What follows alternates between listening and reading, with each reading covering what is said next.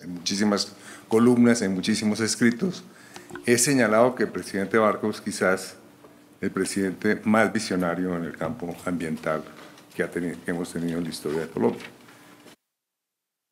Funcionario Barco. Y hay que decir lo siguiente, seguramente la tesis de la continuidad del gobierno, entre el gobierno Barco y el gobierno Gaviria, seguramente es discutible, seguramente mucha gente dirá, hubo mucha continuidad, otra dirá, no hubo tanta continuidad. El presidente Gaviria tiene una fuerte opinión que sí la hubo, Manuel José también, pero debo decirles que en lo ambiental hubo una grandísima continuidad. Yo claramente soy testigo de excepción en esto, porque cuando el presidente Gaviria me ofreció que fuera gerente del Inderena, yo le pregunté, bueno, presidente, ¿usted por qué me nombra como gerente del Inderena? Me dio dos razones que tenían que ver con el gobierno de Barco. Me dijo, primero, porque usted perteneció a la Comisión de Reforma del Estado del gobierno Barco, y usted sabe entonces del tema de la reforma del Estado. Y de lo que nos proponemos es hacer una gran reforma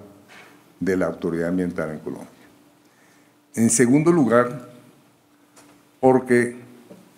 próximamente la conferencia de Río de Janeiro sobre medio ambiente y desarrollo. Y mi gobierno, el gobierno de Barco, le dio mucha importancia a esa conferencia, me lo dijo el presidente Gaviria, entre otras el embajador Peñalosa en Naciones Unidas, Enrique Peñalosa, jugó un papel muy importante en la convocatoria de esa conferencia, y no es por consiguiente raro ni extraño que el presidente Gaviria hubiera nombrado a Enrique Peñalosa posteriormente como presidente de la gran comisión nacional que representó a Colombia en las negociaciones de Río. Hay que recordar que las negociaciones de Río o los acuerdos de Río es un hito en la historia del medio ambiente y el desarrollo sostenible, aunque allí se acordaron las convenciones de cambio climático, de biodiversidad, los principales acuerdos globales que siguen orientando el mundo en el campo ambiental se acordaron ahí, y bueno, ahí hubo una clara continuidad, una política exterior de Barco muy fuerte a favor de la conferencia de Río, y esa política la toma el presidente Gaviria. Y en tercer lugar, otra razón, me dijo, el presidente Barco adelantó un intento de reforma del sector ambiental. De hecho, durante el gobierno de Barco, me dijo el presidente Gaviria, se elaboró un proyecto que se llama el Departamento Administrativo de Recursos Naturales y del Medio Ambiente, que sustituye a Inderena. Ese proyecto está allí, como proyecto de ley, planeación, y naturalmente una de sus funciones va a ser aconsejar a la presidencia sobre cuál es la institucionalidad más adecuada. Finalmente, en el gobierno de Gaviria se acordó crear un Ministerio del Medio Ambiente, pero buena parte de las funciones de ese ministerio, buena parte de la estructura de ese ministerio corresponde a lo que se pensó en su momento como el Departamento Administrativo de Recursos Naturales y el Ambiente. Esos dos campos pues, son muy desconocidos en la historia del presidente Barco, pero indican claramente, de la presidencia de Barco, pero indican claramente cómo sí hubo una gran continuidad entre los dos gobiernos en este campo. Naturalmente, lo de la región amazónica es un hito mayor. Hay que ya se han referido al tema de la creación, del tema de los resguardos indígenas. Y claro, hay que recordar que durante el gobierno de Barco se crearon en la región amazónica 10 millones de hectáreas de resguardos indígenas y 6 millones de hectáreas de parques nacionales. 16 millones de hectáreas que con las superposiciones que hay son 14 millones de hectáreas. Es decir, durante el gobierno, hay algunos parques que se quedaron por fuera de la región amazónica, pero de todas maneras lo que quiero decir aquí es que de las 42 millones de hectáreas continentales que hay aproximadamente declaradas en Colombia como resguardos indígenas o como parques nacionales, aproximadamente el 40%, entre el 35 y el 40% fueron declaradas por Barco, es decir, en un periodo de 4 años, el 35% se congeló o se sacó del comercio para mortificación de muchos economistas, se sacó completamente del comercio el 16 millones de hectáreas y a la fecha se han sacado del comercio en total aproximadamente el 42% del territorio continental del país. Y sin duda, esas declaraciones de parques nacionales y de resguardos indígenas que hizo Barco durante su periodo le dio un enorme impulso a los dos temas en el país. ¿Y qué continuidad tiene eso en el gobierno de Gaviria? Una muy importante, y es que vino la nueva Constitución, y en la nueva Constitución se incorporaron artículos constitucionales, varios, que blindaron la figura de parques nacionales y resguardos indígenas. Sin ese blindaje constitucional, era muy vulnerable que esos resguardos y esos parques a que posteriores gobiernos pues los modificaran, los disolvieran, etcétera, etcétera. Hay varios artículos constitucionales, no me voy a referir a ellos, pero hay uno que es muy importante, que es el artículo constitucional en el cual los parques nacionales se declaran inalienables, inembargables, inajenables. Y a partir de ese artículo son múltiples las sentencias de la Corte Constitucional que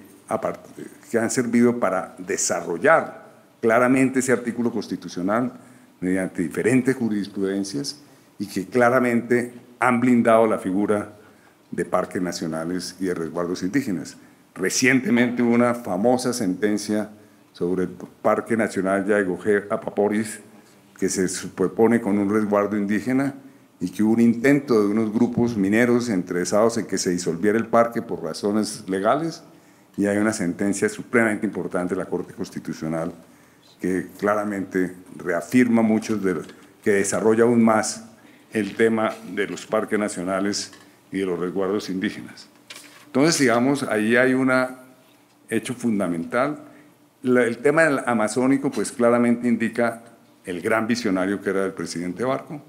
A mí nunca se me olvida, en dos ocasiones él me lo dijo, pero la última vez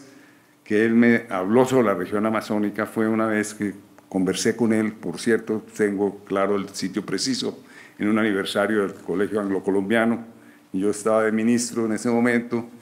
y él me dijo, mire Manuel, la historia de Colombia me va a recordar a mí por lo que yo hice por la Amazonia. Y añadió,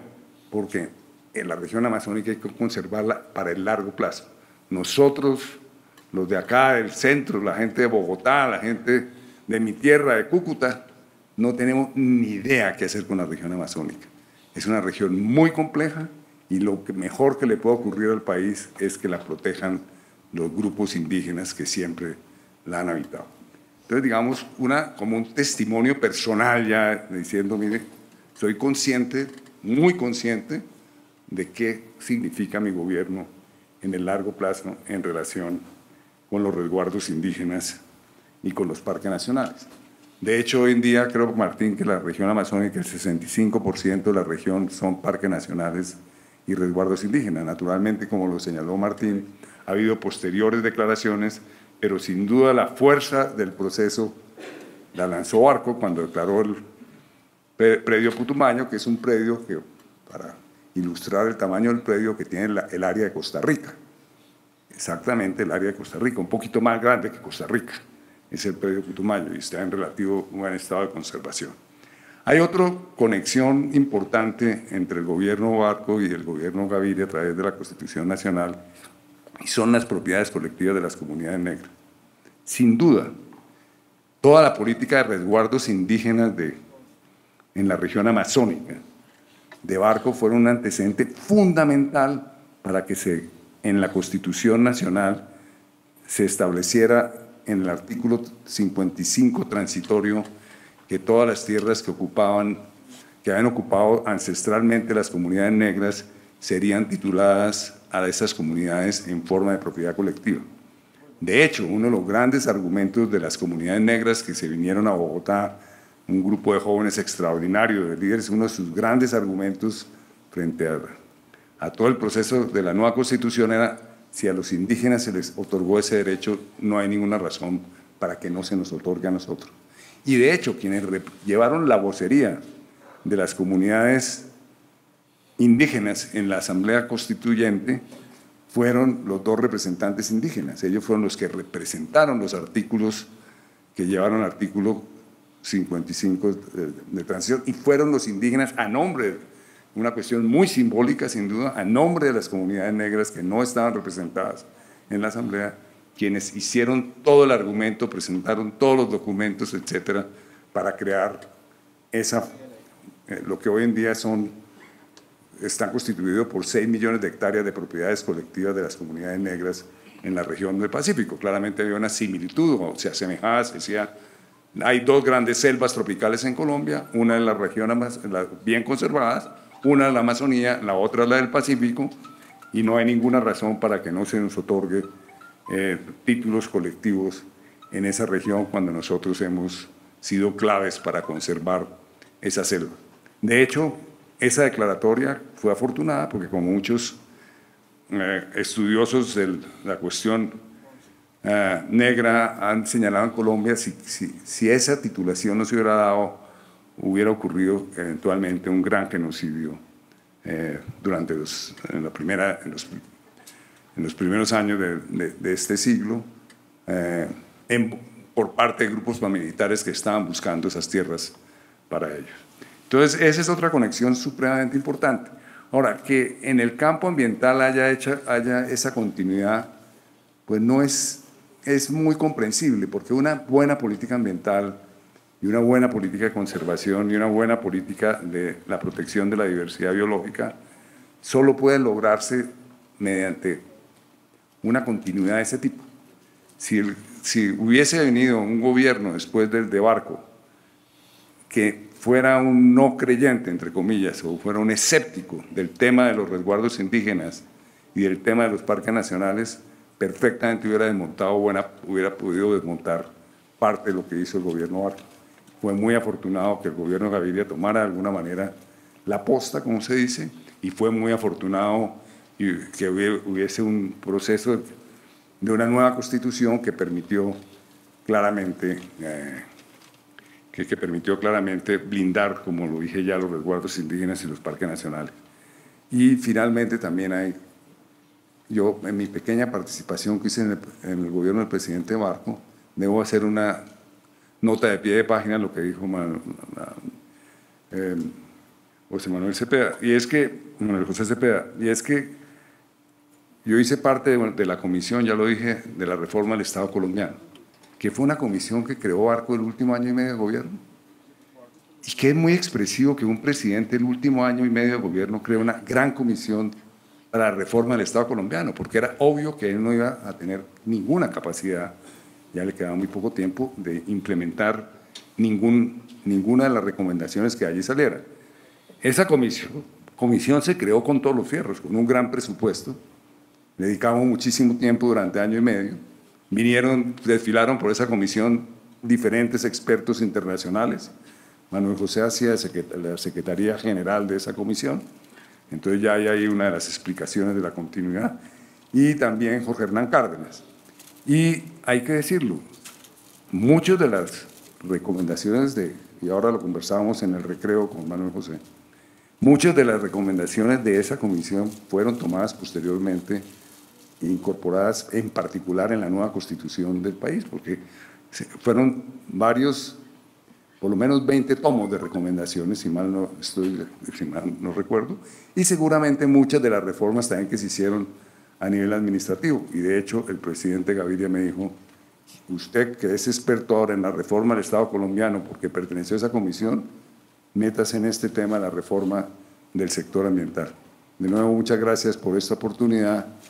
y vamos a tener el placer, creo, de oír ahora a Malcolm, ¿no? Bueno.